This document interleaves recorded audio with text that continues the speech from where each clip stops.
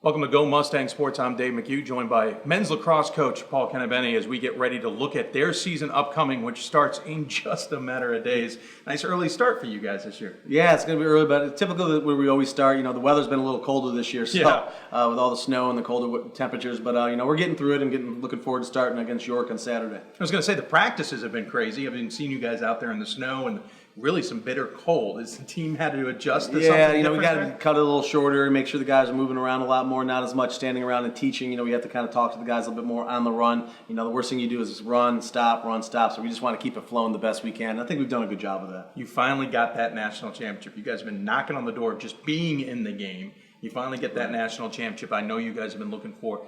How much do you relish in that moment still? How much is it, all right, that is done, we move on, we've even put the trophy away? Well, all of that's that. We just have to move on. This is a different year than last year's team. Last year was a great team, fun team, a very close team, and then this is a new team. We have to move on and put all that behind us, which I think we did a great job from the first practice in the fall going, hey, fellas, this is a new team. You got to create your own culture, create your own way of winning games, and moving forward, and we kind of bang that home every day. York's not worried about us winning the national championship. RIT's not worried about that, and Western New England, all those great teams. We got to move forward, and this is a different year. Of course, winning the national championship, you guys already had a big target on your back just because of how good you guys have been over the years, but having the national championship makes a bigger target. Everyone would love to knock off the defending champs.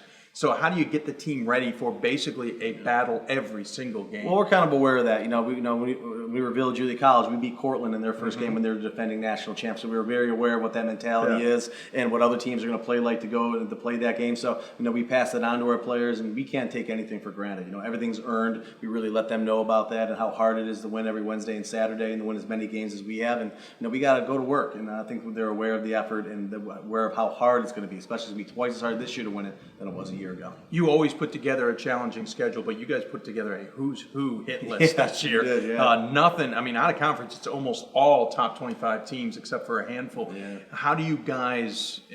What was the mentality with the scheduling? Well, we've always played a pretty good schedule, we think, but this year we play 8 of the top 12 the preseason. But we're lucky enough to add Cortland onto the schedule with our mid-season classic that we have with Cortland and Naz coming here to playing 2 games back-to-back along with Tufts. We kept Roanoke on the schedule, which is great, in Western New England. And Nazareth stayed on the schedule, but we added Salisbury, and we were able to keep that game for this year. So, we just kept some of the games we had, but kept some of our old ones that we had. So I think the schedule is great. It's going to prepare us for the pro season, going to prepare us for conference play, and that's what you want. We can play a lot of teams and win 20-0. It's not what we want. We want to play the best schedule. A lot of those games are home, so it gives people a lot of chance to come out to Mustang Stadium and see some of the best lacrosse around. I was going to say also, I think it's for the top 5 you guys end up playing. Of course, you're the other top 5. We are. So it is a great listen. And talk about that classic a little bit more. Really put together a nice little forum. What we wanted to do is, I think we're a big advocate of promoting Division III lacrosse, and we want to make sure that we get the best teams possible and bring them to Stevenson University, and that's what the mid-season classic is. And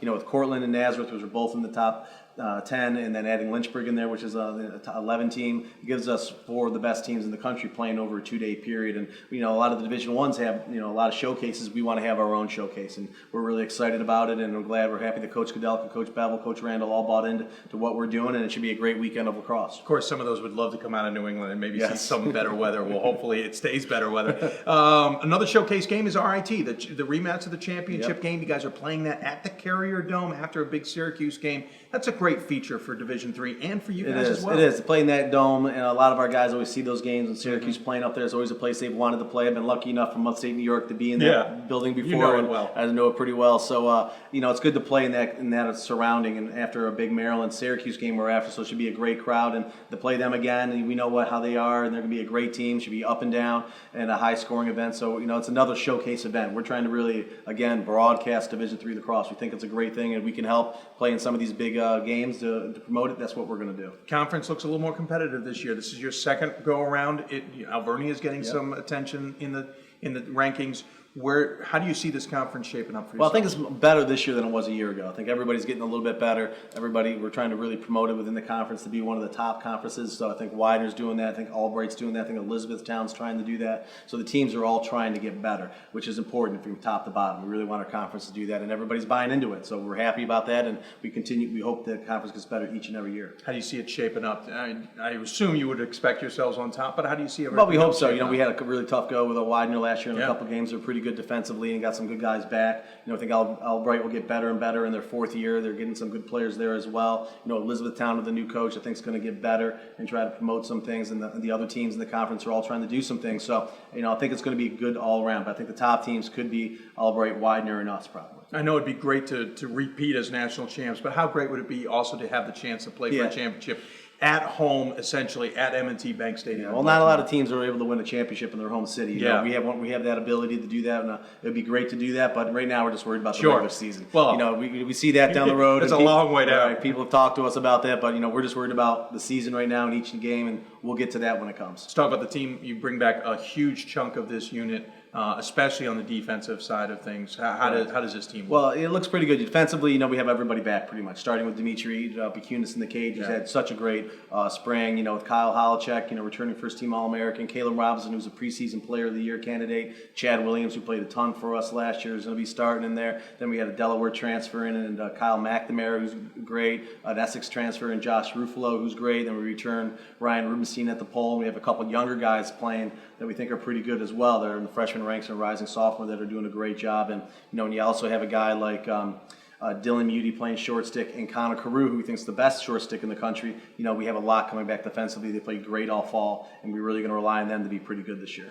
Midfield and attack, you lost a few key parts, but geez, you also fill them in with a lot of key players who have made impacts for this team. Well, we had Chris back, on attack as a second-team All-American coming back, but then we added with him Stephen Bannock, who came to hurt miss last year with an injury. We think Stephen could be one of the best attackmen in the country. And then we add in there with a couple other guys, and a freshman who we think is really talented, and Eddie McLaughlin out of Malvern Prep, Ryan Kirby from Massapequa, who's a sophomore for us, and Matt Stanger, who's a sophomore for us. So, we were pretty deep in the attack position, we think, right now, doing some really good things. And in the midfield, we have Glenn Tompkins back. We had a great year last year. Billy Bergorn, who had a great year back for us last year. We had in there a couple Essex transfers, and Tony Rossi and Joe Ballesteri.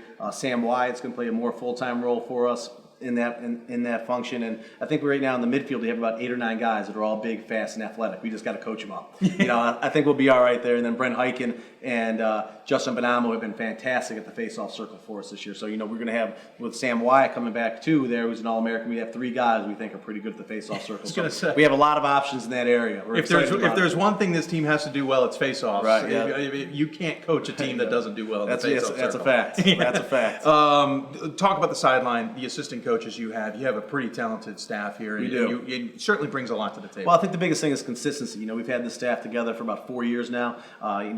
Starting with Tim Paulson, who's been with me for 10 years. He's a defensive coordinator, does a fantastic job for us.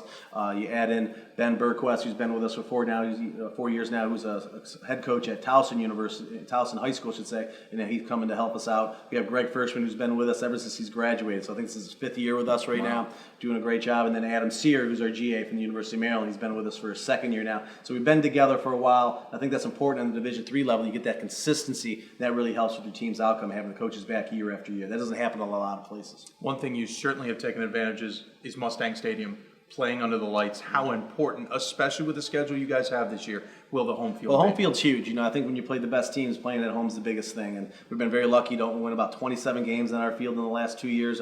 We want to continue to do that, and playing on that field, it's a great atmosphere at night in front of big crowds. I think a lot of people we've done well there, and it's an intimidating place, I think, for people to come. So we're going to continue to play at night and continue to do that. And if people want to come keep play us, we're going to play them. Of course, the first game of the season is at home, February 15th against York to start the season. Of course, February 22nd, they will be up in Syracuse to play RIT.